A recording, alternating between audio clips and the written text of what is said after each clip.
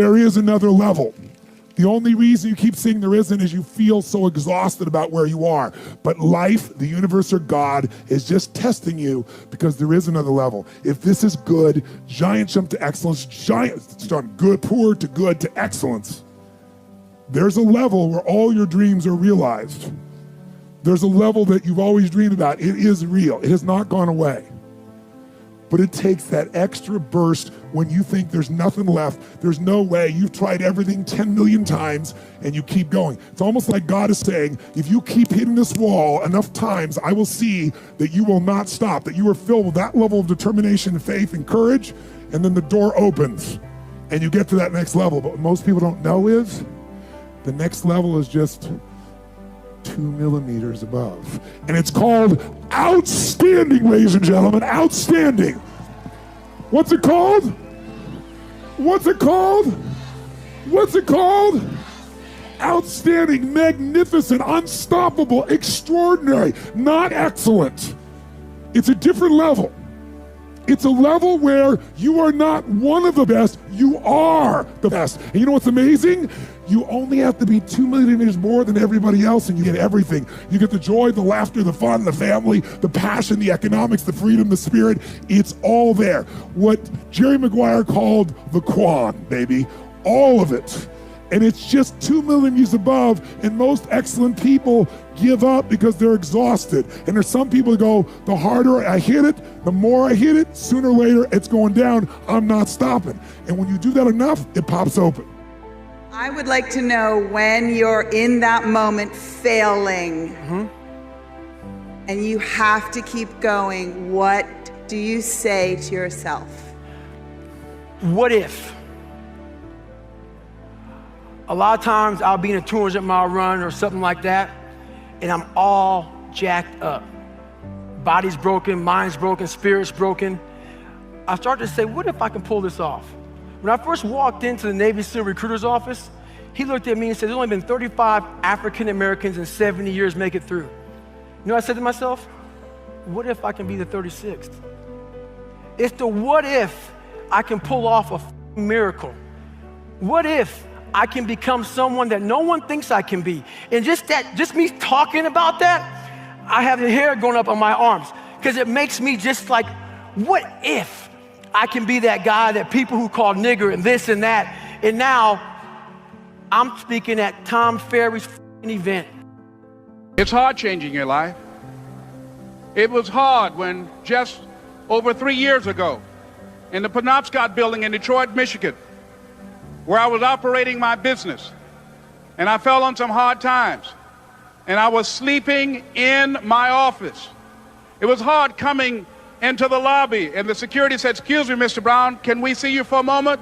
And I said, yes, and I walked up to the counter, and he gave me an envelope. And he said, would you mind reading it here? And I opened the envelope, and the envelope was from management that said, this is an office tower. It's not a hotel. Please do not sleep in your office. And I said, excuse me, sir. I said, I just work long hours in creating my business. I'm an entrepreneur. And right now things are bad for me, but they're not going to be this way always. And I just asked for the opportunity to continue to operate like I'm doing. I'm not trying to make this my home. And it was hard coming through the lobby. And sometimes they would laugh. There's a guy talking about becoming successful. And look at him. He's bathing in the bathroom upstairs on the 21st floor. He sleeps on the floor. Him and 2 other dreamers up there. Look at him.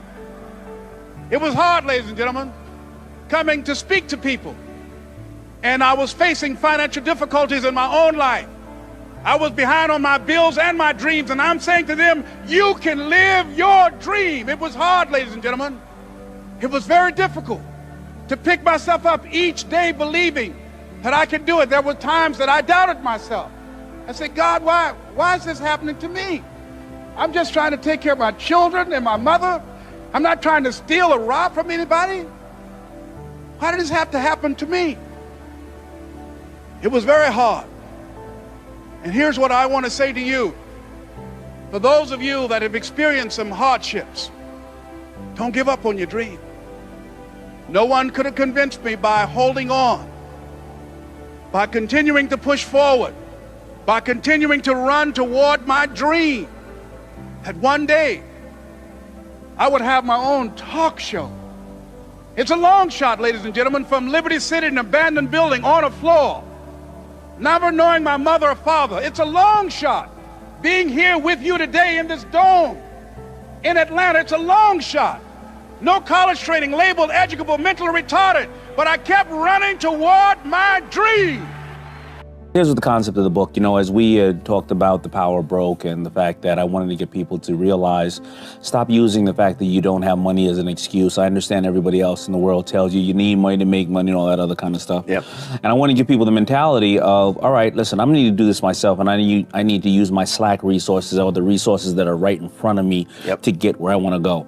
So now, after a lot of people have responded to that book really well, and at first I thought they were going to hear power broke. I don't want to be reminded of me being broke, or I don't want to hear when Dame was broke. They responded to really, really amazing way.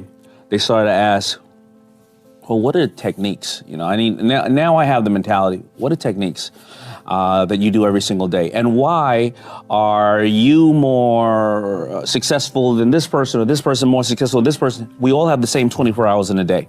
So that's when I created this new one, Rise and Grind. And the theory is that, listen, every day we're going to rise. If we're not going to rise, we're dead, right? That's your defense. You're just rising, right? Sure. But your grind is your offense.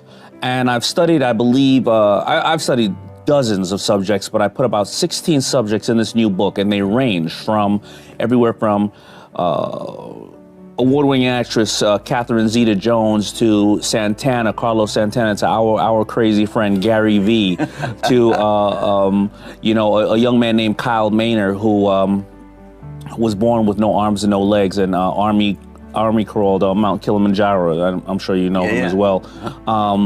To various other people, Brian Lee, who started Shoe Dazzle and with Kardashians, with Kardashians, LegalZoom, and then all of a sudden he does Honest Company with Jessica Alba. I love that story. He wanted to be a rapper. He wanted to be a rapper. I think he's a young he was a young Asian man who told his parents he's moving to New York to be a rapper. I'm not even going to tell you his rapping name. I'll let you read the book. I asked them all the same questions, and then some different ones. What do you do the first 90 minutes of your day? What do you do the last 90 minutes of your day?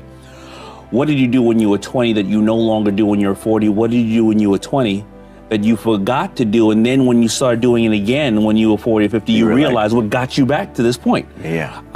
And I found probably over 50 things in there that everybody did in some way or another very similar. Whether in the Joel Osteen, whether it's in the morning, they either prayed, meditated, mentally like me, set a goal, and zoned out. They took some time for themselves. Yeah. And I found various other things, and it's amazing and fascinating. So this is what I wanted to create for people, because I wanted them to either say, I'm on the right track, I'm doing something, everybody was laughing at me when I do this, or maybe I should try this one, or this one doesn't work as well as this one. Yeah. And I've been using it myself, a lot of this stuff. And it's been working for me too. It's been helping improve my life. And I'm a student of my books, because I'm trying to ask them the same exact thing that other people want to know. There's different types of people in this world. And one thing that we're all going to deal with is like difficulties in our tasks, trying to become successful. As good as things get, you got to have the same amount of bad that's going to try to impede your progress. Whether it be people, whether it be the IRS, whether it be whatever. Something will rear its ugly head and try to block you. Now, a lot of people can't handle that shit. When you have a vision and something or someone throws a curveball, it hurts, it stings, right? It's like your baby, and now I can't put my baby out there like I want to do it. So it really throws people off. They get really negative, they may get depressed, they may want to stop, they may want to just go back to their 9 to 5.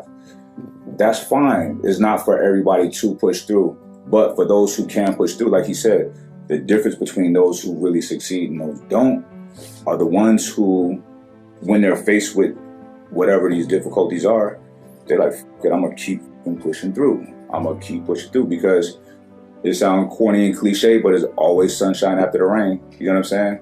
Rain don't last that long. You got to know that, be aware of that. That's something you can take with you through everything in life. But in business, you cannot stop because things are not going right at the time, because it's going to happen.